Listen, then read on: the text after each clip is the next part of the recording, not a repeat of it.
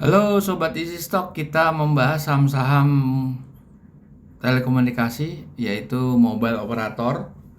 Ini news dari Kontan, laba bersih Indosat anjlok 41%. Nah, ini berita buruk ya. Terus kemudian pendapatan Excel naik tapi labanya turun 14%. Juga bukan bagus. Tapi di sini friend, rugi turun signifikan. Waktunya friend untuk bangkit. Oke. Kita akan lihat melalui analisanya, analisa fundamental menggunakan rumusnya dari buku Benjamin Graham Security Analysis dan Intelligent Investor. Dua buku pegangannya Warren Buffett untuk menghitung nilai wajar saham, dan aplikasinya sudah tersedia di Google Play Store, namanya Easy Stock. Anda bisa download, dan kalau Anda download dari Google Play Store akan Anda open seperti ini. Oke. Kita klik Bener Indonesia, kita masuk ke feature member best selection. Oke. Infrastructure, karena kita mencari perusahaan telekomunikasi, wireless telecommunication, dan mobile operator. Open. Ada 4. Kita cuma bahas 3 karena Bakri Telkom kita nggak usah hitung karena barangnya udah nggak ada itu. Oke. Kita lihat Indosat. Oke, kita lihat langsung aja buka. Karena ini baru update nih, semester 1 ya, growth-nya 1,8. Ini minus semua tuh, lihat tuh, value interest, value higher band itu ada nilai wajar tertinggi, itu minus 6.140. Nilai wajar terendahnya tambah minus lagi 16.000. Harganya udah terlalu tinggi. Kita lihat di sini ya, net current asset dia 11,2. Kalau nutup utang jangka panjang yang 35,5, kan berarti working capitalnya, defisitnya sekitar 24 triliun. Ditambah lagi utang jangka panjang, jadi berapa tuh? Jadi sekitar 60 triliun lebih ya. Oke. Free cash flow-nya cuma 133 miliar. Nah, ini kita lihat nih. Net income-nya 7,1 triliun. Tapi capex-nya atau belanja modalnya 13,3 triliun. Dari situ aja udah nggak kuat ya. Tapi dia kan ada faktor depresiasi ya, amortisasi, pendapatan dan biaya-biaya non operasional, yang mana yang harus digeser, mana yang harus dimasukkan gitu kan. Nah, ini jelas hanya menghasilkan free cash flow-nya 133 miliar. Jadi kita skip ya Indosat nih, nggak menarik nih. Semester ini dia hancur. Kita lihat Friend.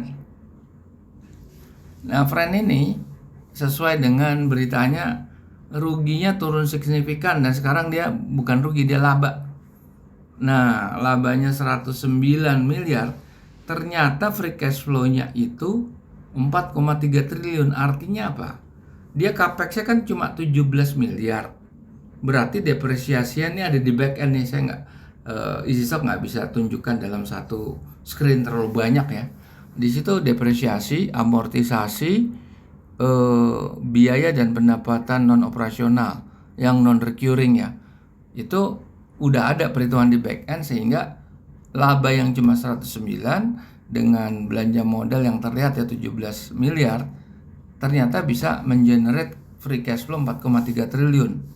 Nah, inilah yang menyebabkan kalau dia net current assetnya itu cuma 680 miliar, disuruh nutup 10 triliun ya pasti defisit ya.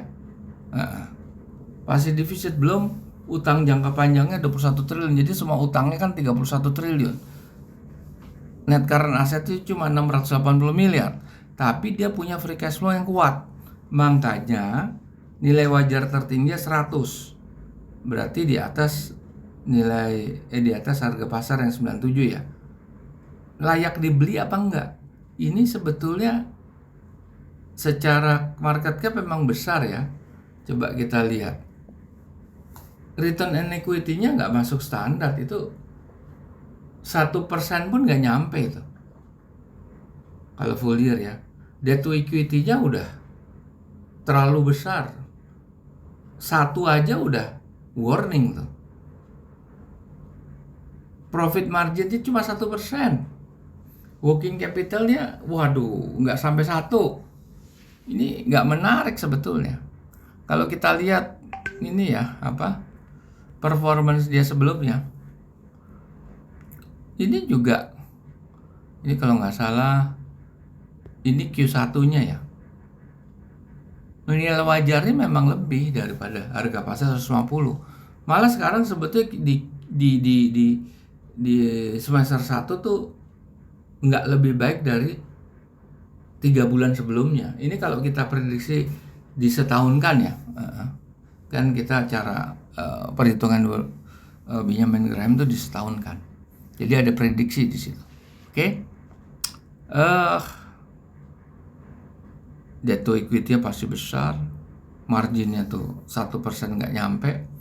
Di sini pun juga, di sini malah negatif, rugi di sini. Di sini untung. Ya jadi friend pun kita nggak menarik. Tapi kalau Anda mau trading ya, trading jangka pendek mungkin aja. Kita lihat ya harganya. Tapi kalau secara fundamental kita skip sama seperti ini, friend.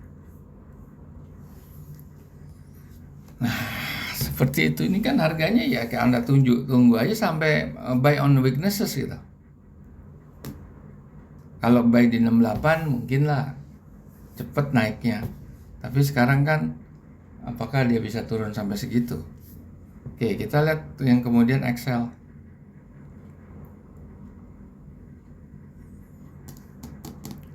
$26.30, kita lihat Excel ya. Excel.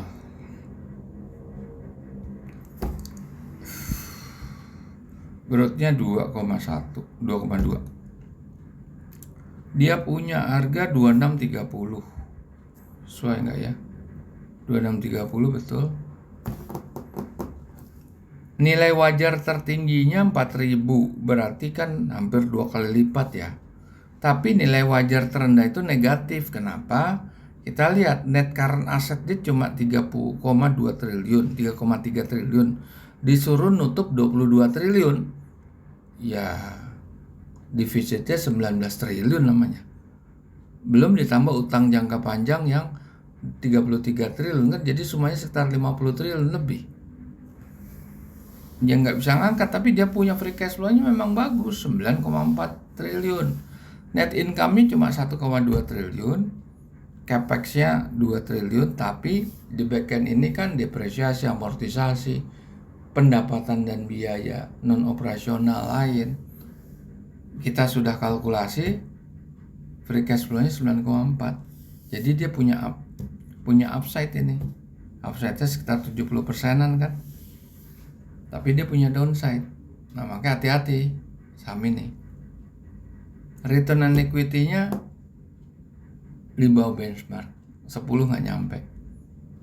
Profit margin-nya di bawah 5, sebetulnya nggak menarik. Debt to equity-nya mendekati angka 3. Padahal 1 aja udah warning. Working capital nggak nyampe 1. Jadi ya yang di kabar ini emang turunnya labanya Excel ya, dibanding ini kan kuartal per kuartal. Ya di bidang telekomunikasi mobile operator sebetulnya tidak menarik untuk fundamental. Dia mempunyai upside tetapi berisiko tinggi, jadi nggak bisa diinvestasikan dalam jangka menengah panjang, nggak bisa. Jadi harus main pendek. Oke, kita jumpa lagi di video berikutnya.